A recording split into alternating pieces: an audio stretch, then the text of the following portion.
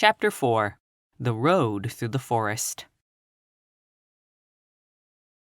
After a few hours, the road began to be rough, and the walking grew so difficult that the Scarecrow often stumbled over the yellow brick, which were here very uneven. Sometimes, indeed, they were broken, or missing altogether, leaving holes that Toto jumped across and Dorothy walked around. As for the Scarecrow, having no brains, he walked straight ahead, and so stepped into the holes and fell at full length on the hard bricks. It never hurt him, however, and Dorothy would pick him up and set him upon his feet again, while he joined her in laughing merrily at his own mishap. The farms were not nearly so well cared for here as they were farther back. There were fewer houses and fewer fruit trees, and the farther they went, the more dismal and lonesome the country became. At noon, they sat down by the roadside, near a little brook, and Dorothy opened her basket and got out some bread. She offered a piece to the Scarecrow, but he refused. "I am never hungry," he said, "and it is a lucky thing I am not, for my mouth is only painted, and if I should cut a hole in it so I could eat, the straw I am stuffed with would come out, and that would spoil the shape of my head."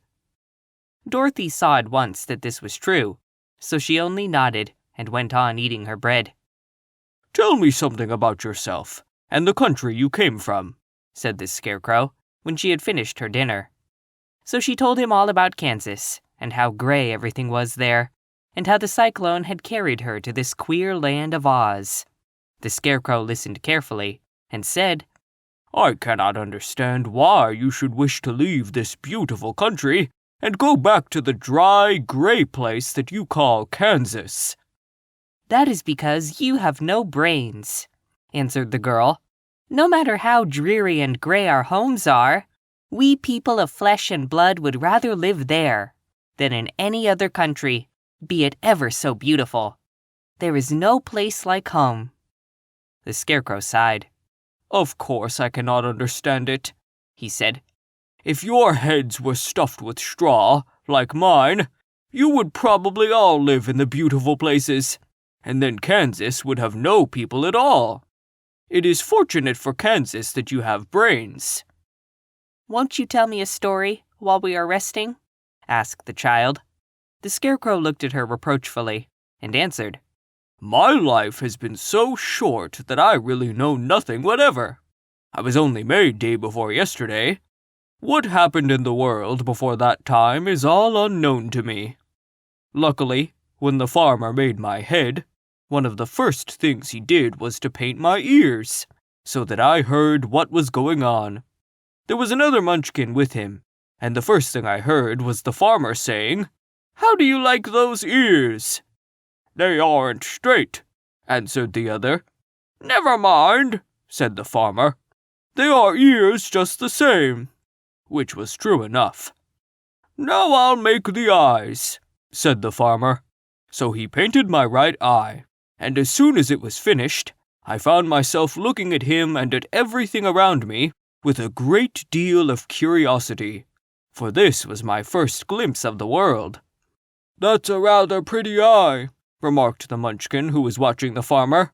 'Blue paint is just the color for eyes.' 'I think I'll make the other a little bigger,' said the farmer, and when the second eye was done, I could see much better than before. Then he made my nose and my mouth, but I did not speak, because at that time I didn't know what a mouth was for. I had the fun of watching them make my body and my arms and legs, and when they fastened on my head, at last I felt very proud, for I thought I was just as good a man as anyone. 'This fellow will scare the crows fast enough,' said the farmer. 'He looks just like a man.' 'Why, he is a man,' said the other, and I quite agreed with him. The farmer carried me under his arm to the cornfield, and set me up on a tall stick, where you found me. He and his friend soon after walked away, and left me alone. I did not like to be deserted this way, so I tried to walk after them, but my feet would not touch the ground, and I was forced to stay on that pole.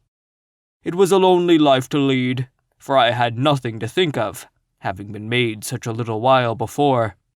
Many crows and other birds flew into the cornfield, but as soon as they saw me, they flew away again, thinking I was a munchkin.